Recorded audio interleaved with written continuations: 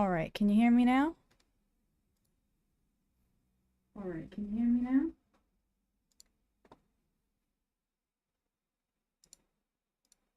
now? Okay, there we go. Now let's get going. Hello, everybody. Sorry about that. Just don't know why. Always have issues with audio every time. Cannot start a stream and it just goes smoothly, right? So, how's everybody doing? I hope you're all doing great. I'm doing okay. Kind of nice that the heat's starting to kind of go down and stuff. It was way too hot. Today's kind of a toasty day, though. It is. It was cool before, but I don't know what happened today. It's warm. Let's go ahead and get started. First article we have is in the Science magazine, Co-diversification of gut microbiota with humans. So, if you don't know what microbiota is, what we're looking at is all the little bacteria and little microbes that live in our gut. We have thousands and thousands of bacteria inside us. They actually help us digest our food. And the more research that's going on into gut microbiomes is showing that they actually have a very strong interaction between health of the host and what bacteria is within the gut. Everybody has it's different from person to person, what bacteria you have and at what ratios you have. Changes from individual diets, cultural diets, the microbiome that the average American has is going to be very different than the gut microbiome of people in Turkey. The food that you eat, the environment you live in, everything affects it. And it's interesting because they're finding that it affects our ability to digest food, it affects our ability to think, function. We're seeing that it can affect moods, all kinds of stuff. It's actually really interesting. I haven't read enough into it. I do want to do a further deep dive, but the more information that comes out, the better. Abstract. The gut microbiomes of human populations worldwide have many core microbial species in common. However, within a species, some strains can show remarkable population specificity. The question is whether such specificity arises from a shared evolutionary history, co-diversification between humans and their microbes. To test for co-diversification of host and microbiota, we analyzed paired gut metagenomes. Sorry, I skipped lines when I was reading. Paired gut microbiomes and human genomes for 1225 individuals in Europe, Asia, and Africa, including mothers and their children. Between and within countries, a parallel evolutionary history was evident for humans and their gut microbes. Moreover, species displaying the strongest co-diversification independently evolved traits characteristics of host dependency, including reduced genomes and oxygen and temperature sensitivity. These findings all point to the importance of understanding the potential role of population-specific microbial strains in microbiome-mediated disease phenotypes. That's really interesting. So essentially what they're saying is after looking at 1,225 people from several different continents, they found that the genetics of the gut microbes actually evolved and changed with the humans of that area. So the longer you would spend within an area, the culture, the physical, like the environment that you're in, is going to, eventually affect humans, but it's also clearly affecting the genes of those microbes in the gut, and it's evolved to be better off within the gut. So that's really interesting that these microbes have affected our health, but we've also affected their entire evolutionary past. So interesting. The full access to this article is not here, but you can certainly get a hold of it here, purchase it, unlock it. Yeah, and just a reminder, any of the sources that I discuss on this stream, I do link the watchers to look at in my Discord. So if you want to do a deeper dive into any of the topics I cover, you definitely can, and I would encourage you to. You might find some rabbit hole that you kind of fall into. All right, next.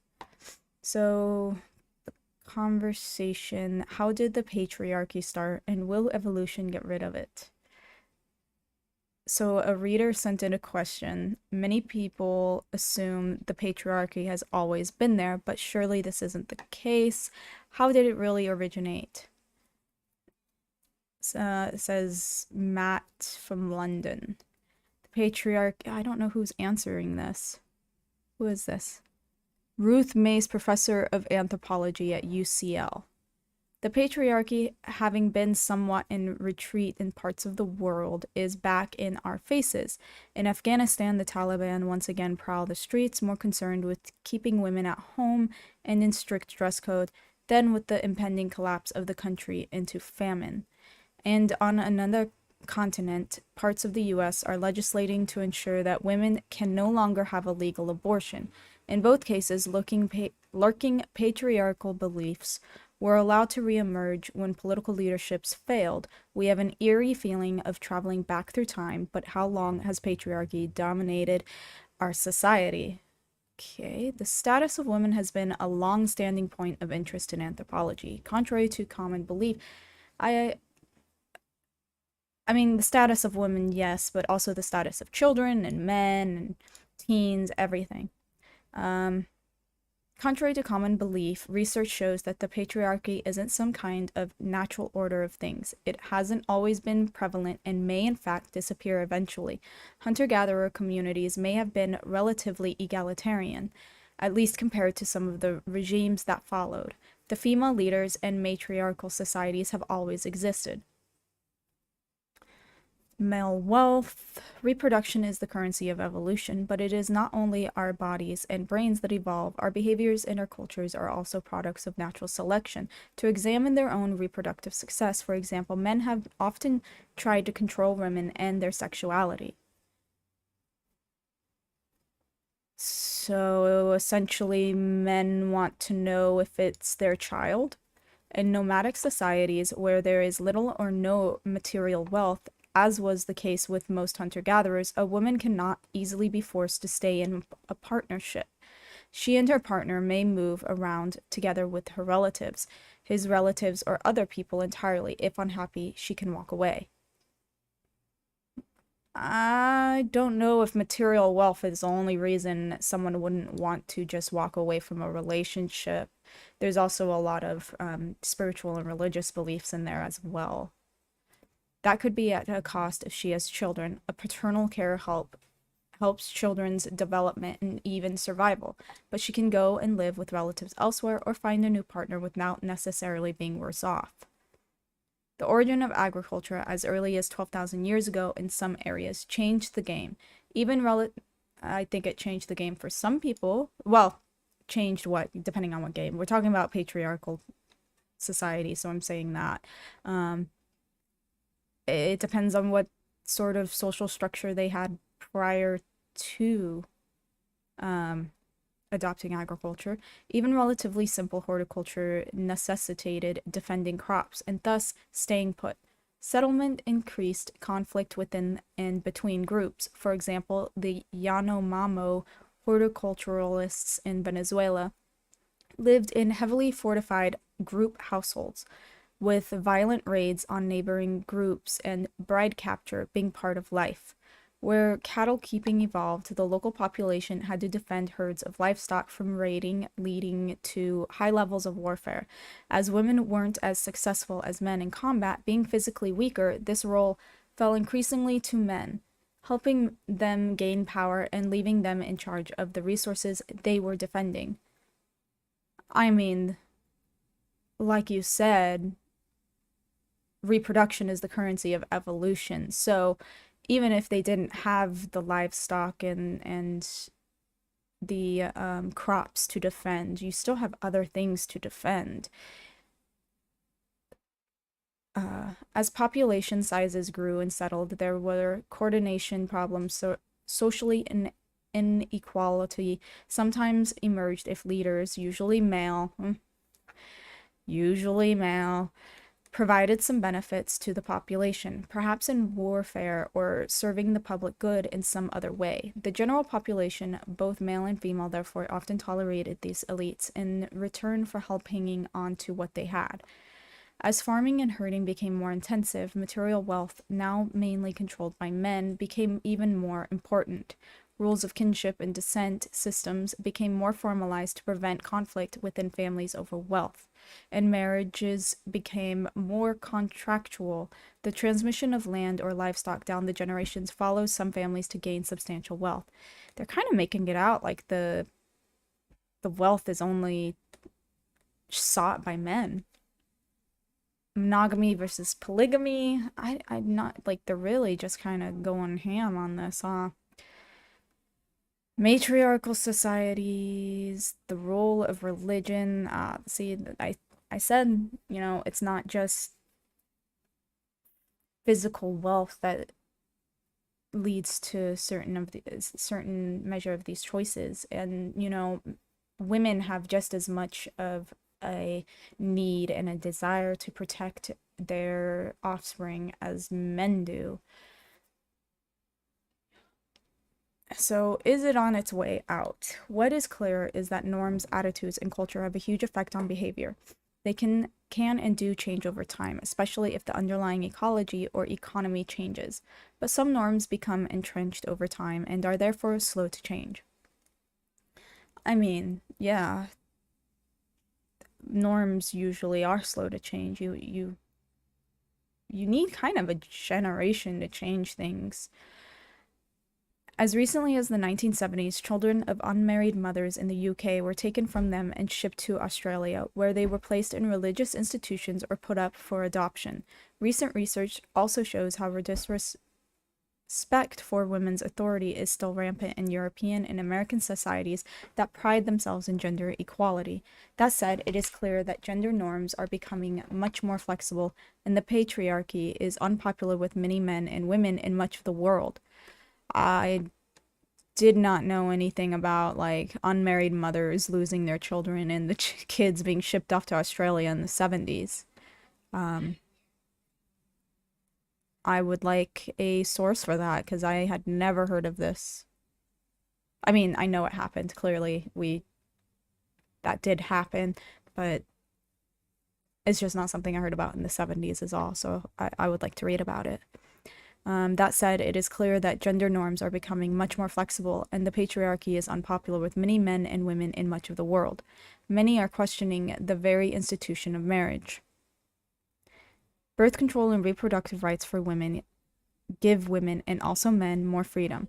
While polygamous marriage is now rare, polygamous mating is, of course, quite common and is perceived as a threat to incels and social conservatives alike. Woo.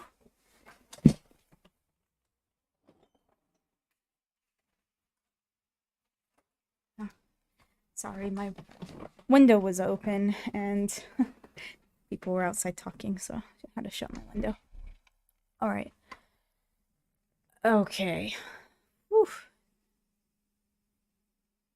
I don't know what the conversation is, this, but crazy. And yes, actually, birth control did give people a lot of freedom. It's allowed a lot of people to be able to um, work on things like school or their careers before having children. Being able to decide when you would have kids is a massive step. I mean, obviously you could decide when you have kids as long as you weren't forced um, into certain situations. But I mean, you decide when to become intimate, basically. But having the ability to control it even more in that way that birth control provides is a big thing, and we are still seeing the social implications of such a thing. It's actually interesting to watch. You do see in certain countries that the birth rate has drastically declined since birth control became widely available.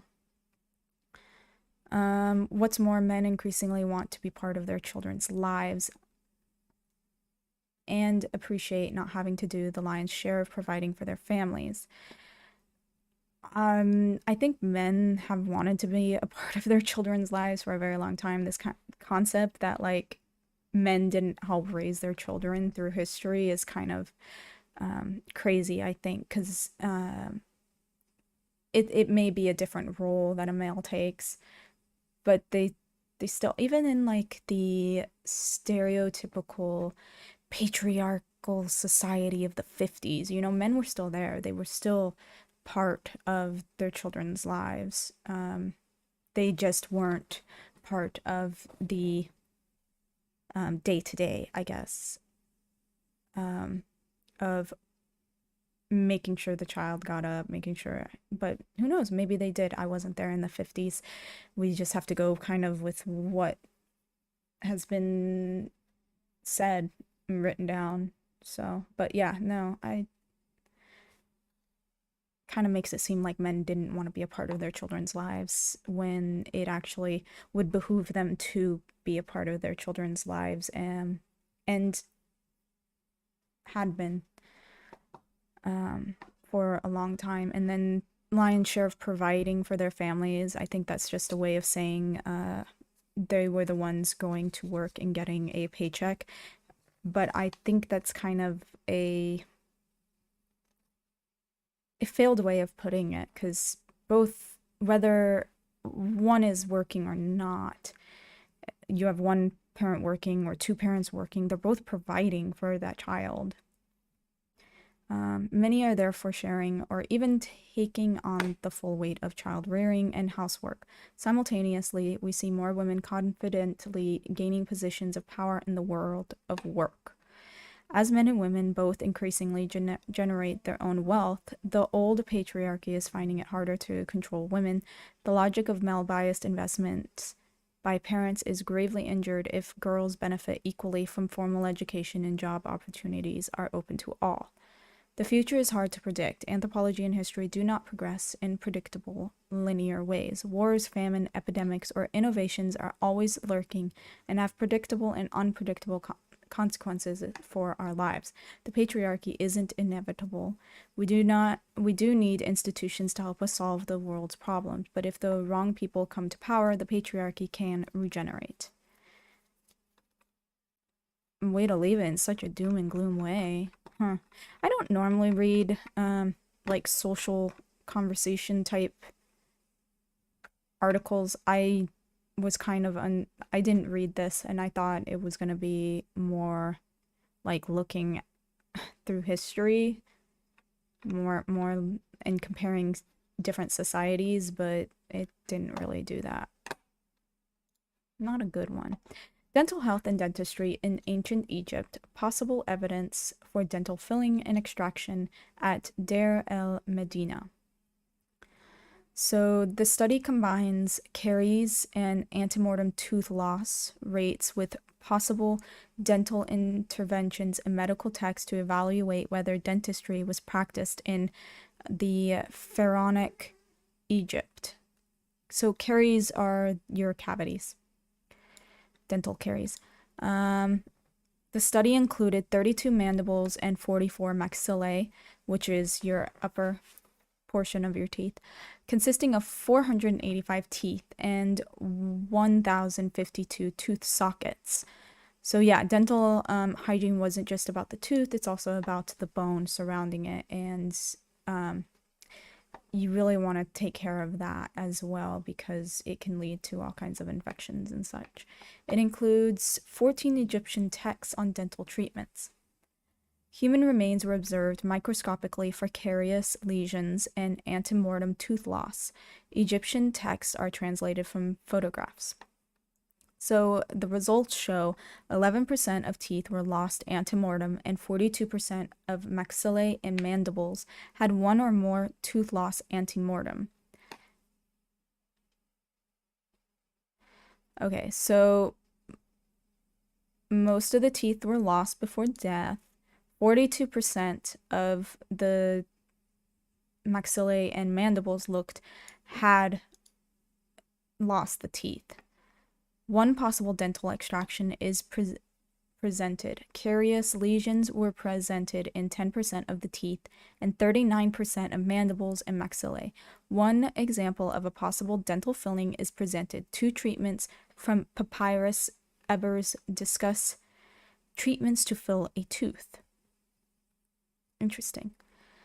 Conclusion is AMTL and carious lesions were common in this sample, especially in older adults. The possible presence of a dental extraction and a dental filling in combination with textual references to dental fillings indicate dental interventions were sometimes used to manage dental health in Egypt. I'd like to know how they did on,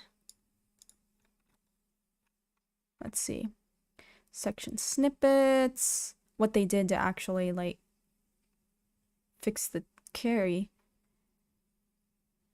Trying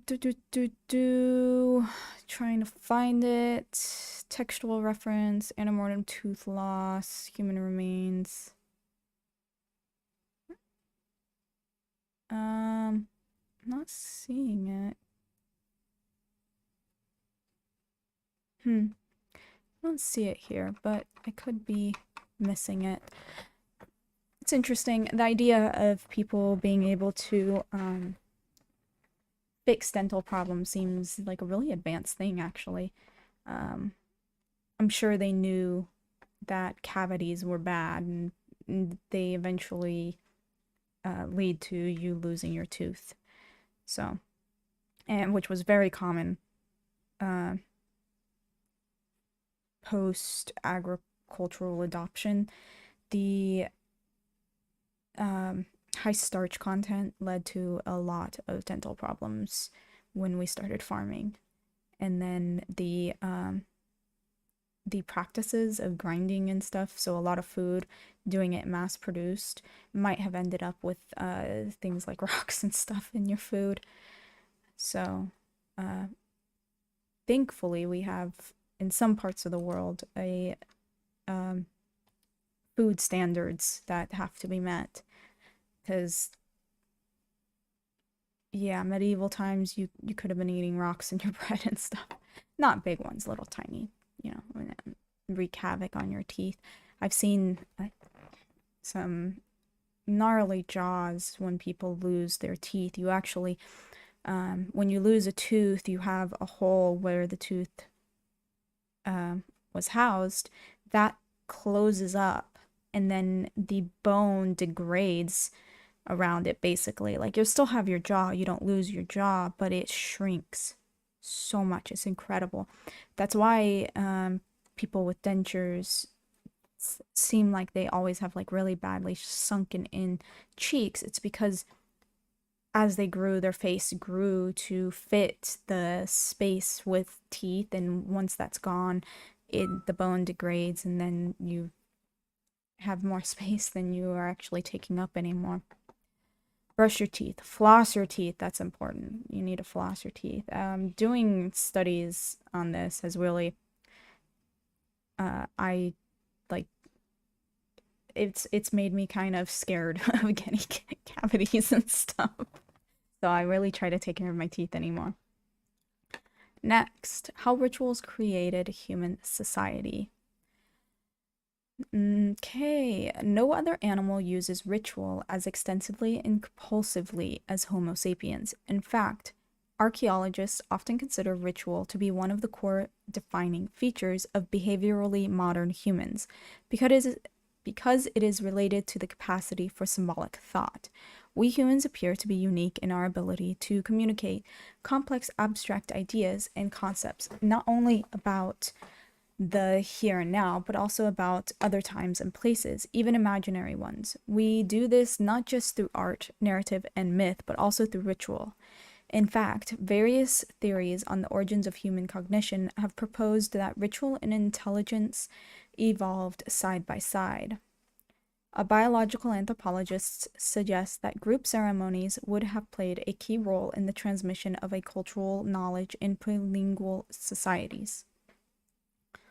Through the symbolic reenactment of collective narratives, ritual functioned as an embodied proto-language that provided an external support system to individual cognition, a crucial step on the road towards language itself. So they're saying that rituals and group ceremonies came before linguistics. Not linguistics came before group ceremonies. Interesting. I don't know why, but I would have assumed the opposite. The neuroscientist Merlin Donald has argued that ritual was a mental foundation stone for the evolution of social cognition, allowing early hominids to align their minds with social conventions. By establishing a shared system of collective experiences and symbolic meanings, ritual helped to coordinate thought and memory, allowing a group of humans to function as a single organism, and because of its close connection to symbolism, rhythm, and movement, as well as its role in demarcating the extraordinary from the ordinary, ritual was also been linked to the evolution of art. See, I would have thought that, communication skills would have developed before rituals. I mean, if you think about it, there's certain things that animals would do to communicate with one another. It's not as refined as what humans do, but they do communicate in some way with certain different types of calls.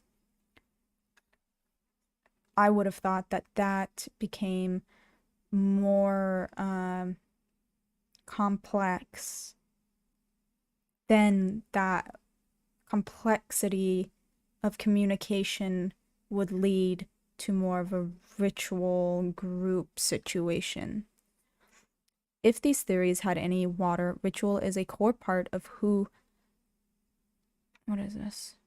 Why is it like an article within the article? That is weird. Who we are as a species and played a pivotal role in our evolution. Theories about the distant past are, of course, hard to test. Pre-literate societies obviously did not leave any texts behind, so we know nothing about their language, beliefs, myths, and narratives. But while minds do not... Wait, what did they say? Did they... pre-linguistic, okay. Not pre-literate. Okay, the earliest evidence of ritual in our own evolutionary lineage, which separated from chimpanzees 6 to 7 million years ago, comes from burials. In the region of Atapuerca in northern Spain, archaeologists find skeletal remains of at least 28 individuals in a cave that they named Cima de los Huesos, or Pit of Bones. Although the location is part of a vast cave system, all the skeletons were packed together in a small chamber far away from the entrance. And a finely carved quartzite hand axe was also deposited with them. There is no evidence of habitation anywhere in the cave, which suggests that the bodies were carried and laid there on purpose.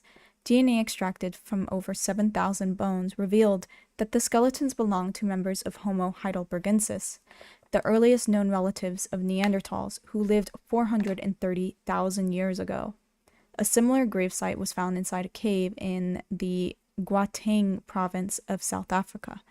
This time, two remains were from an archaic human species named Homo naledi. The cave contained the full skeletons of 15 individuals. Carbon dating revealed that they had lived around 250,000 years ago. The site was entirely undisturbed. There was no indication of predators ever having entered the cave, such as tooth marks on the bones, and no rubble or signs of flooding. The skeletons were intact, laying in the same position as the corpses would have been. It looks as though some of the Homo naledi carried the bodies through the cave, dark, twisty passages, climbing on top of a sharp 12-meter rock, and then descending through a narrow crevasse to enter an isolated chamber, where they laid them down to rest before securing the entrance on their way out. And this was no isolated episode. Dead bodies were deposited there again and again for generations. This seems to have been a prehistoric cemetery. Not all scientists are convinced that this is evidence of a deliberate burial. Even as various other explanations have been ruled out, there is still no positive proof. Although quite unlikely, it is still possible that 15 different individuals fell into the chamber and died without breaking a bone. Perhaps the cave's topography was different then, and the bodies were swept in by flood water. Or there may be some other explanation which will be revealed by future research. It is hard to say based on the single site. Less controversial evidence comes from our extinct close relatives, the Neanderthals. Burial sites have been found in various places in Iraq, Israel, Croatia, France, and elsewhere. It is clear that these groups did not merely dump their dead. They carefully deposited the remains of their dead in graveyards, especially the bodies of young children, often placing them in the fetal position, and went to great lengths to protect those graves from scavengers. The occasional presence of bear skulls and bones, sometimes arranged in circles, has led some archaeologists to suppose that Neanderthals also practiced totemism. I think that's supposed to be an N, or animal worship. In the Bruniquel cave in southwest France, for example, they broke off stalagmites and used them to construct large circular structures deep underground, which may have been meeting places for some type of collective ritual. Some remain doubtful about just how elaborate the ritual practices of the Neanderthals may have been. After all, the material evidence is limited, and we will never know what was going through their minds as they were burying their loved ones. But one thing is certain, by the time our own species appear, the evidence for ritual activity is indisputable. Anatomically, modern humans did not simply bury their dead. They adorned them with red ochre and placed jewelry, artwork, and favorite objects and animals inside their graves. In many cases, they also practiced secondary burials by charring or otherwise removing the flesh from the corpse, or letting it decompose before carefully depositing the remains into a grave.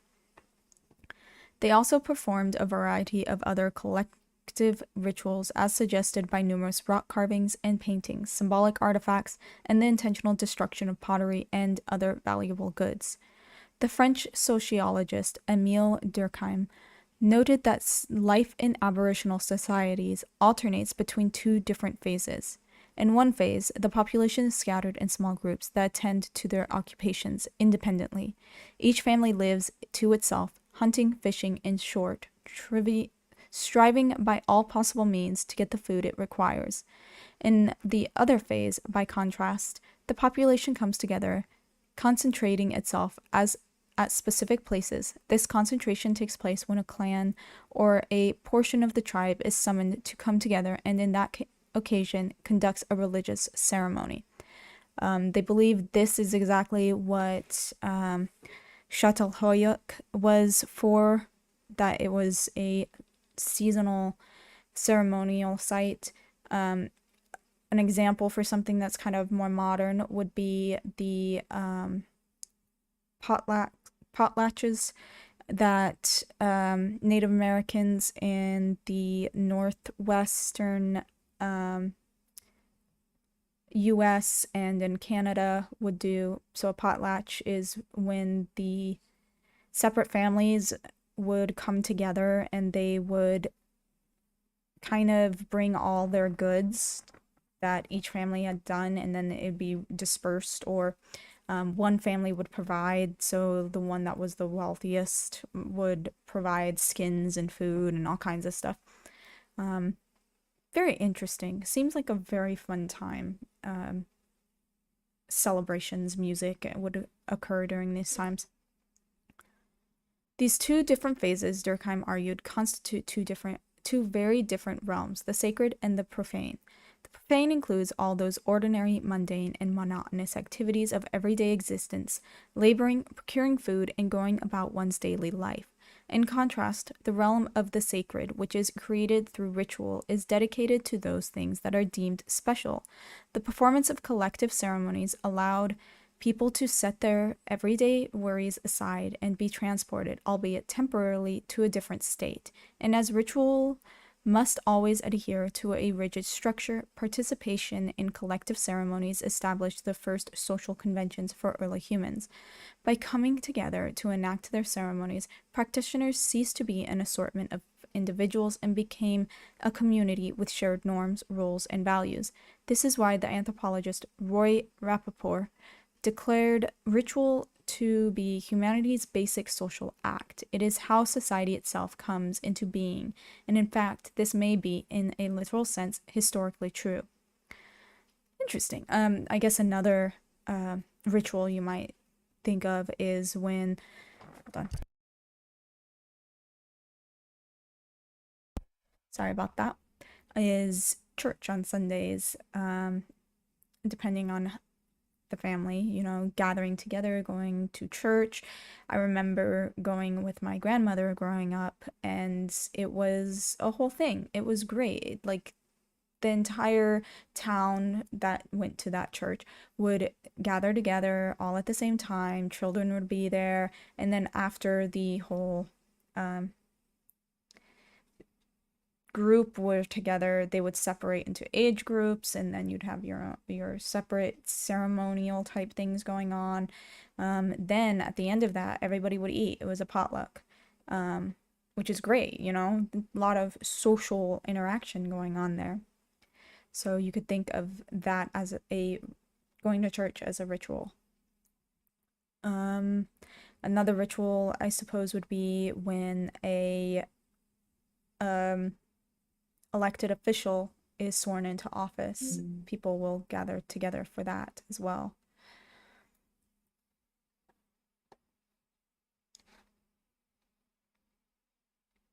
Okay. I think I'm going to go ahead and end here. I've been going for almost 50 minutes now, and honestly, my mouth is kind of dry and my jaw kind of hurts. So I'm going to end it here. I only got through 4 articles. Sorry about that. But we will continue this next week. I will see you guys on Tuesday at 5 p.m. I did change the time. It used to be 4, but it just wasn't enough time getting back from work and everything. So I'm going to try 5 p.m., see how that works. If it doesn't work, I might have to push it a little later too. Again, but we'll see. Go ahead and follow me on Twitter.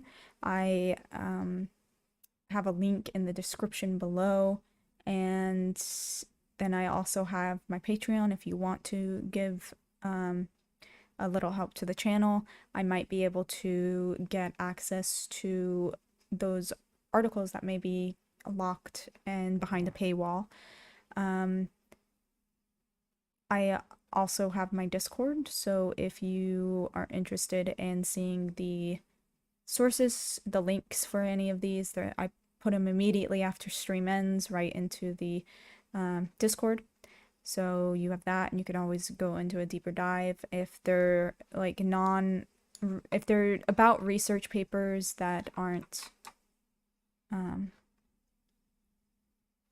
actually published, they're just being discussed, then you can see the source material for that as well. But that's all I have for you guys today. I hope you have a wonderful evening and a great rest of the week. Take care.